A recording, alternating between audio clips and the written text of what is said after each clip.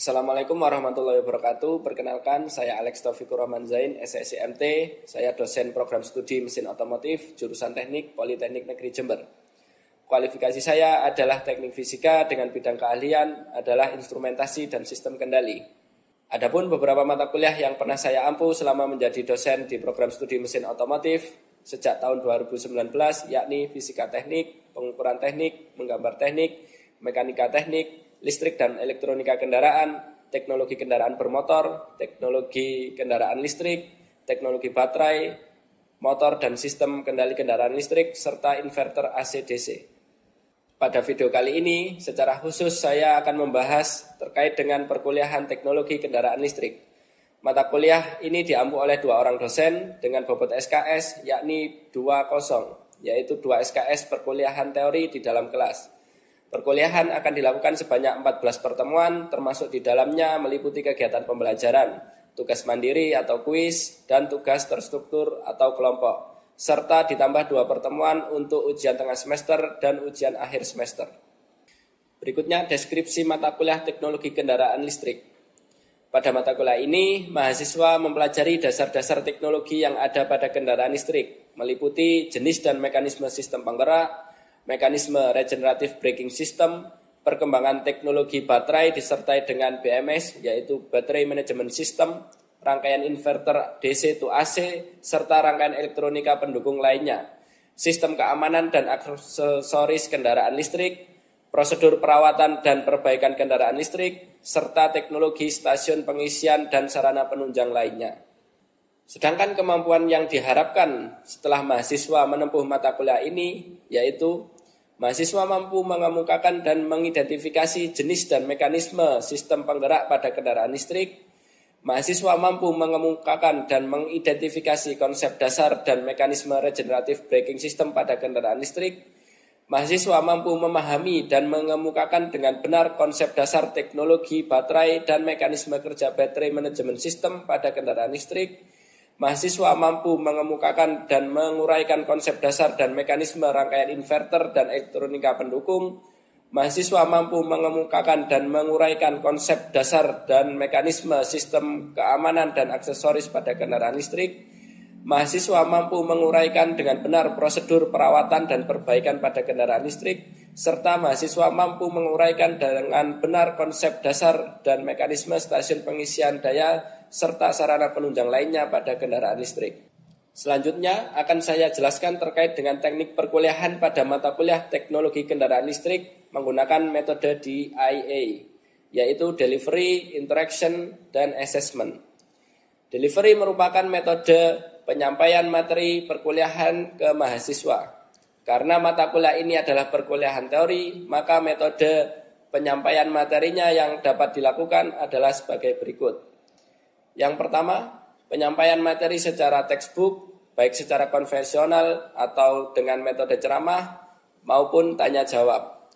Yang kedua, pembahasan studi kasus terkait isu teknologi terbaru dan permasalahan pada kendaraan listrik, baik secara demonstrasi melalui video maupun melalui diskusi tugas terstruktur atau tugas kelompok.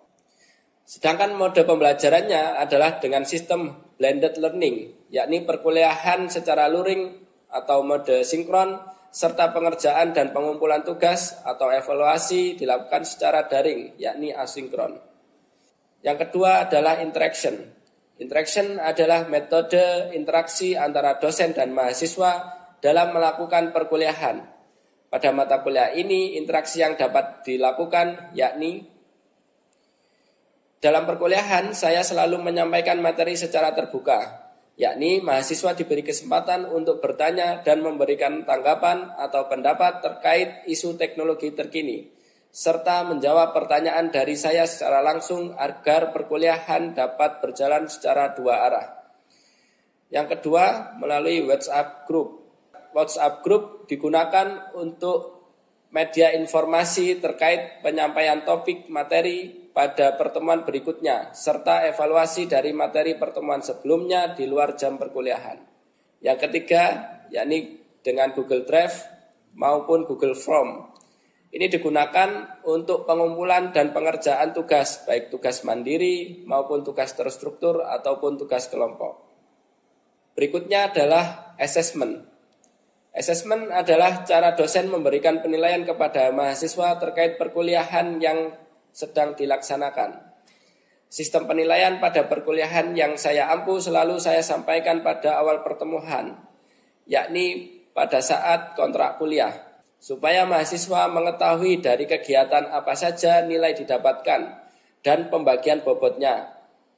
Adapun pembagian bobotnya adalah sebagai berikut. Yang pertama, kehadiran atau keaktifan dalam tanya jawab memiliki bobot 5%. Untuk tugas mandiri sebesar 15%, tugas terstruktur atau tugas kelompok sebesar 30%. Yang terakhir adalah ujian tengah semester atau ujian akhir semester sebesar 50%. Sedangkan untuk konversi nilainya, saya mengikuti aturan dari Politeknik Negeri Jember, yakni ketika lebih besar sama dengan 81, maka mendapatkan nilai A. Kemudian nilai 76 sampai 80 mendapatkan nilai AB. Selanjutnya nilai 71 sampai 75 mendapatkan nilai B.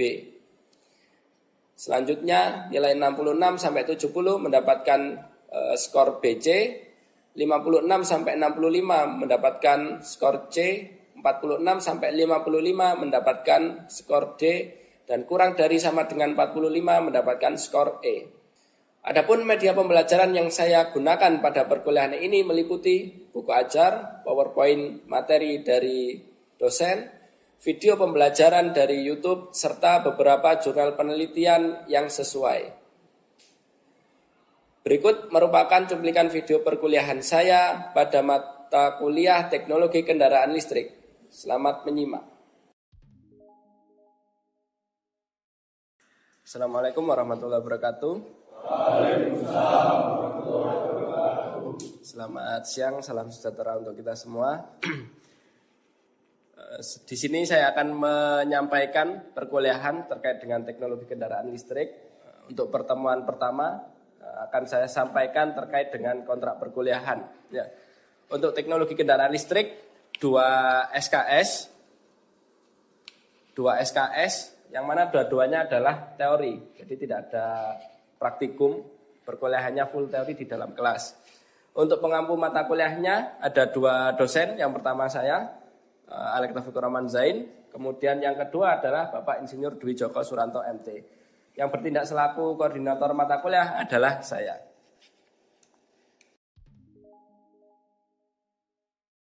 Untuk jadwal perkuliahan, karena terdapat 2 orang dosen, sehingga batasnya adalah sampai dengan ujian tengah semester, di mana saya dari pertemuan pertama sampai dengan pertemuan ke-7, nanti pertemuan ke-8 ada UTS, kemudian pertemuan ke-9 sampai 15 dilanjutkan oleh Bapak Dwi Joko, dan juga minggu ke-16 adalah minggu tenang dilanjutkan dengan ujian akhir semester. Kemudian untuk topik pembahasan materi pada mata kuliah teknologi kendaraan listrik ada 7 topik. Yang pertama adalah sistem penggerak pada kendaraan listrik, kemudian mekanisme atau cara kerja dari regenerative braking system, karena di kendaraan listrik ada sistem regenerative braking system, beda dengan kendaraan konvensional. Kemudian ada teknologi baterai dan juga BMS, yaitu Battery Management System. Kemudian yang keempat adalah rangkaian inverter dan elektronika pendukung. Rangkaian inverter ini nanti berkaitan erat dengan sistem pengisian dari baterai pada kendaraan listrik. Bagaimana kita bisa mengisi mobil kendaraan listrik menggunakan listrik PLN di rumah.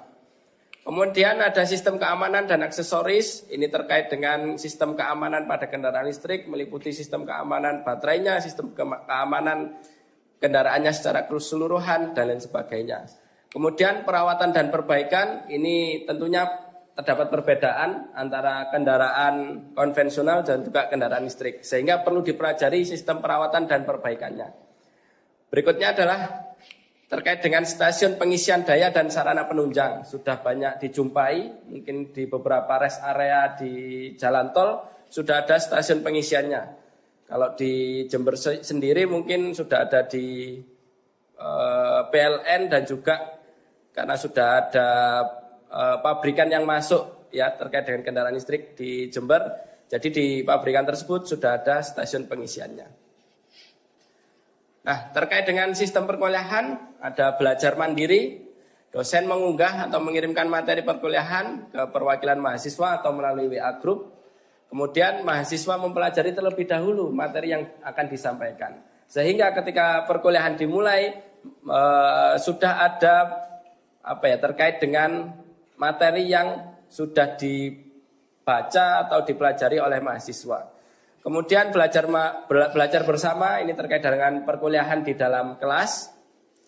Selanjutnya ada tugas atau evaluasi. Tugas atau evaluasi ini ada dua, yaitu tugas mandiri dan juga tugas terstruktur atau tugas kelompok. Kemudian ada juga aturan terkait dengan daftar kehadiran. Ya, mahasiswa diharapkan selalu mengisi daftar kehadiran selama perkuliahan. Dilarang kelas mengisi daftar kehadiran mahasiswa lain yang sebenarnya tidak masuk, akan ada konsekuensi untuk kecurangan tersebut. Kemudian ada UTS atau UAS.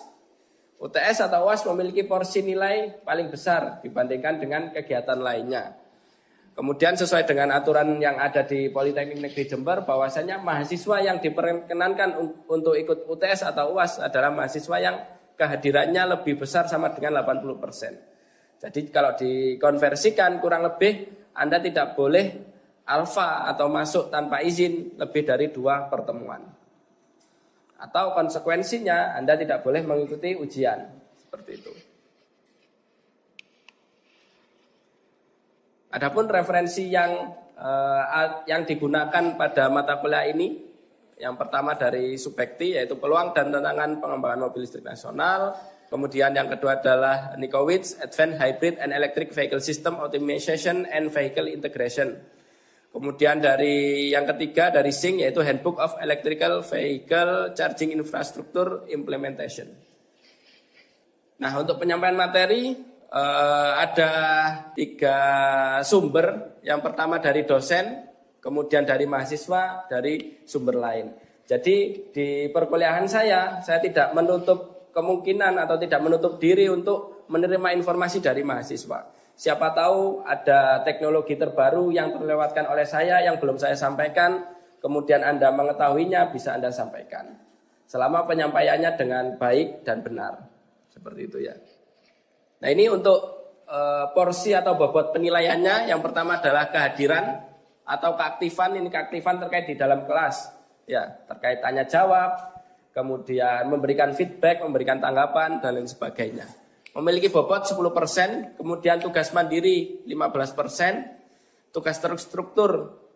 Tugas terstruktur biasanya disusun secara berkelompok, tapi meskipun disusun secara berkelompok, saya minta tolong untuk keaktifan masing-masing anggota kelompoknya. Kalau memang dirasa ada beberapa mahasiswa atau ada sebagian mahasiswa yang tidak berkontribusi dalam pengerjaan tugas terstruktur, maka bisa atau dipersilakan untuk tidak mencantumkan namanya. Ya. Untuk tugas terstruktur nilainya 30%, kemudian UTS atau UAS memiliki bobot tertinggi yaitu 50%. Mungkin dari sini ada yang ingin disampaikan terkait dengan kontrak perkuliahan, ada yang mungkin perlu disesuaikan lagi supaya bisa kita sepakati bersama. Sehingga nantinya kalau ada hal-hal yang kurang sesuai bisa disampaikan seperti itu. Ya. Perkenalkan, nama saya Indonesia Maulana, absen 11. Kemungkinan untuk tugas sebelum perkuliahan bisa saya bantu untuk menyampaikan ke teman-teman melalui Pak Alex ke teman-teman. Oh ya, berarti perwakilan kelas ini adalah Mas Filbert. Jadi terkait dengan informasi perkuliahan teknologi kendaraan listrik dikoordinasikan oleh Mas Filbert, begitu ya? Terima kasih. Ya.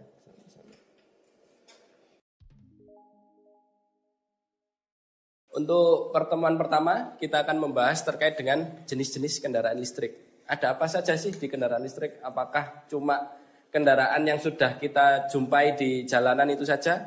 Ya, kita bahas di pertemuan ini.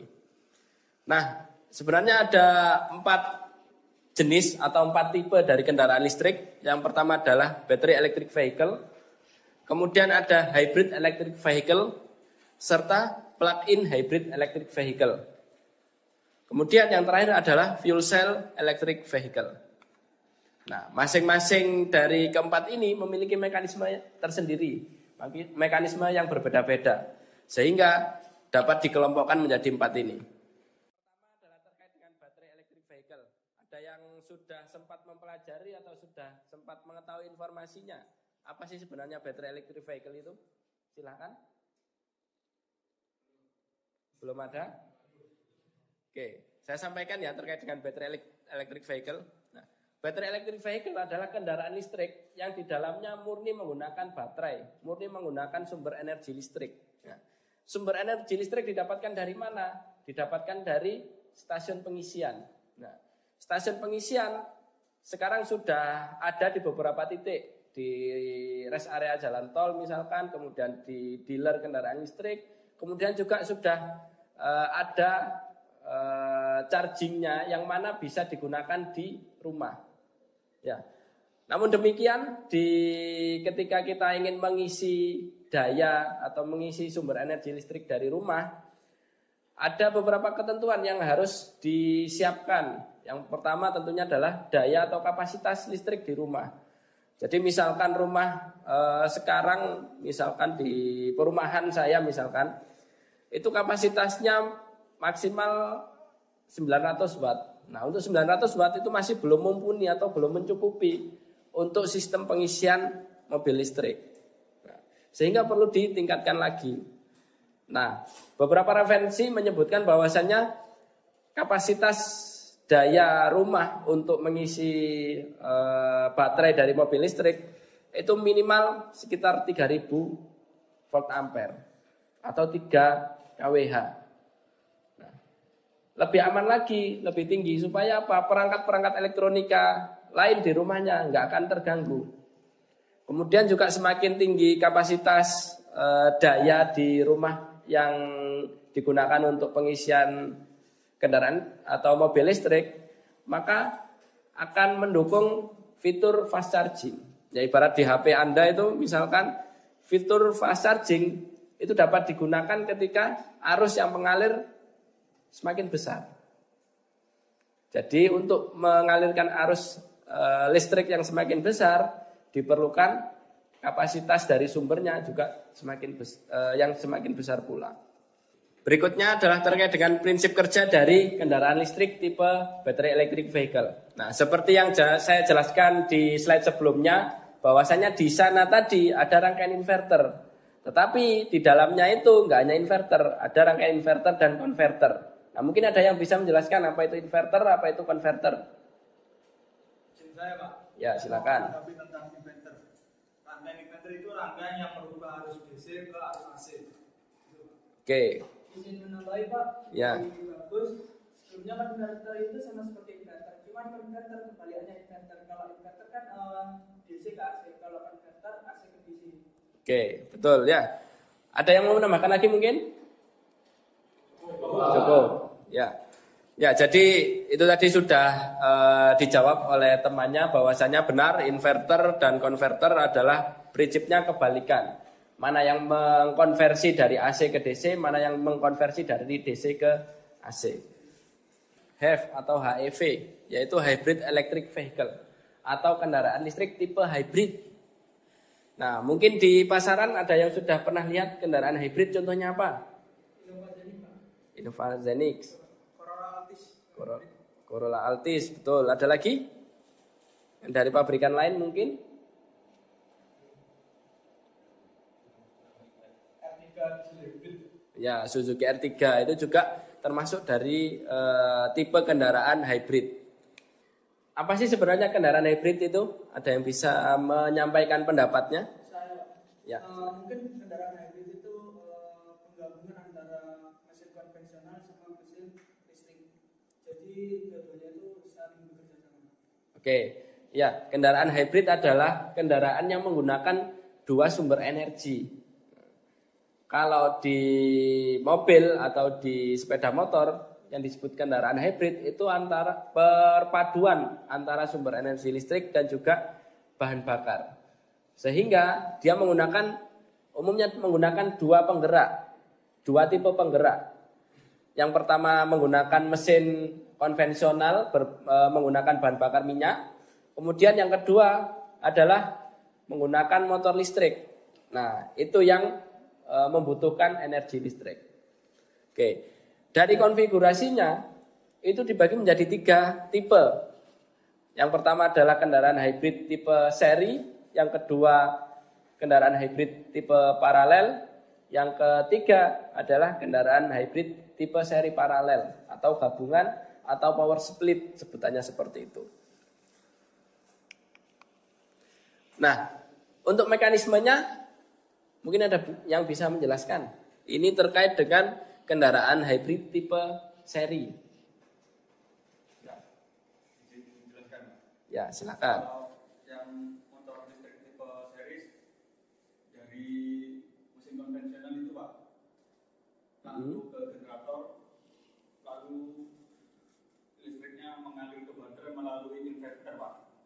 Oke. Lalu dari baterai, lalu langsung ke motor listrik menggerakkan roda. Oke. Ada yang ingin disampaikan lagi, tambahan mungkin? Atau pendapatnya mungkin? Cukup ya. Jadi itu tadi sudah cukup benar jawaban dari temannya, bahwasanya kendaraan tipe seri itu mesin konvensionalnya tidak bisa menggerakkan atau tidak terhubung dengan sistem penggerak atau roda dari kendaraan. Jadi mesin konvensionalnya digunakan untuk menggerakkan generator. Nah, dari generator ini akan dibangkitkan energi listrik. Nah, dari energi listrik ini akan tersimpan di baterai. Nah, dari baterai akan digunakan untuk mensuplai motor listriknya, sehingga motor listrik akan menggerakkan roda. Jadi sama sekali tidak ada kaitan atau hubungannya antara mesin konvensional dan sistem penggeraknya. Bisa dipahami ya? Oke. Berikutnya terkait dengan konfigurasi sistem kendaraan hybrid tipe paralel. Mungkin ada yang bisa menyampaikan pendapatnya? Saya Pak. Ya, silakan.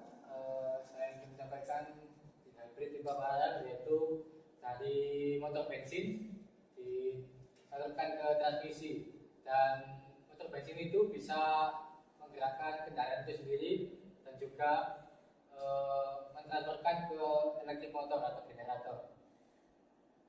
Nah, elektrik motor itu akan disalurkan ke inverter, lalu disimpan ke baterai, dan dari baterai bisa dikembalikan ke inverter dan ke elektrik motor untuk menggerakkan kendaraan itu. Biasanya juga elektrik motor dapat terisi tenaganya dari regeneratif braking system Pak. Dan biasanya motor listrik di tipe paralel ini berfungsi saat mobil mau berjalan atau berjalan dengan speed yang rendah.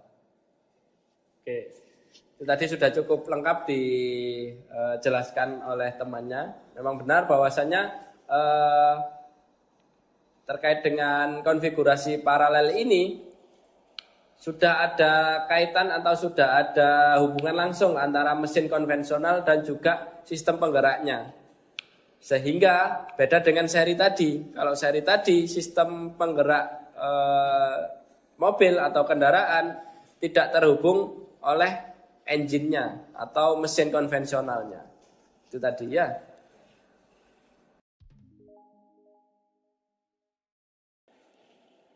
Oke, itu tadi terkait dengan perkuliahan dari teknologi kendaraan listrik untuk mengetahui atau mengukur seberapa jauh pemahaman Anda terkait dengan materi yang sudah saya sampaikan terkait dengan perkuliahan yang sudah dilaksanakan. Di sini ada tugas mandiri, saya menggunakan Google Form. Silakan nanti isi data diri Anda terlebih dahulu, nama, NIM, kemudian golongan, kemudian isi jawaban dari pertanyaan yang ada di situ. Di situ nanti ada 2 tipe pertanyaan. Yang pertama adalah multiple choice atau pilihan ganda. Kemudian yang kedua adalah pertanyaan uraian. Nah, terkait dengan pertanyaan uraian, silakan Anda jawab sedetail mungkin terkait dengan pertanyaan yang ada. Ya. Kemudian gunakan gawai atau gadget sendiri-sendiri. Sangat disarankan untuk menggunakan data atau paket internet pribadi supaya tidak terganggu sewaktu-waktu kalau menggunakan wifi. Seperti itu ya. Untuk linknya saya share ke ketua angkatannya. Nanti silakan diakses. Berikutnya ini adalah link Google Drive untuk pengumpulan tugas terstruktur atau tugas kelompok. Jadi nanti silakan dibagi menjadi beberapa kelompok. Maksimal satu kelompok adalah 5 mahasiswa. Untuk ketentuan pembagian kelompok atau anggota kelompoknya silakan dibagi dari mahasiswa sendiri. Nah, terkait dengan makalah atau tugas terstruktur yang harus disampaikan adalah terkait dengan teknologi terkini dari kendaraan listrik. Semisal sudah ada mode autopilotnya. Nah, itu mekanismenya seperti apa? Ya, kemudian untuk pengoptimalan regenerative braking system. Nah, itu mekanismenya seperti apa? Apa bedanya dengan regenerative braking system yang ada pada kendaraan listrik sebelum-sebelumnya? Seperti itu ya. Ada pertanyaan mungkin dari tugasnya? Tanya Pak, untuk batas pengumpulan tugas makalahnya tenggat waktunya berapa hari? Oke, untuk pengumpulan tugas terstrukturnya atau tugas kelompoknya maksimal 1 minggu. Nanti jadi di pengaturan berbaginya tidak akan saya batasi, tetapi setelah 1 minggu maka mahasiswa tidak bisa mengupload lagi. Jadi dinyatakan terlambat untuk mengumpulkan tugas. Seperti itu. Demikian untuk pertemuan pertama terkait dengan perkuliahan teknologi kendaraan listrik. Semoga apa yang kita pelajari dapat bermanfaat untuk kita semua. Kurang lebihnya mohon maaf. Akhirul kalam. Wassalamualaikum warahmatullahi wabarakatuh. Waalaikumsalam warahmatullahi wabarakatuh.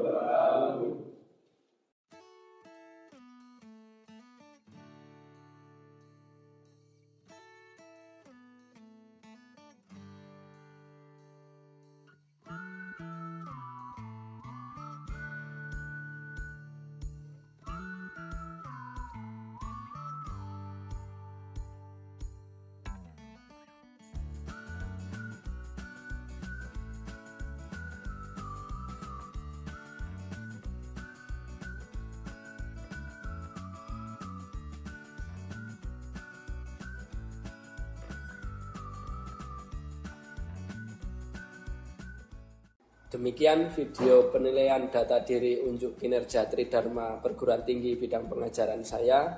Kurang lebihnya mohon maaf. Ihdinas siratal mustaqim. Wassalamualaikum warahmatullahi wabarakatuh.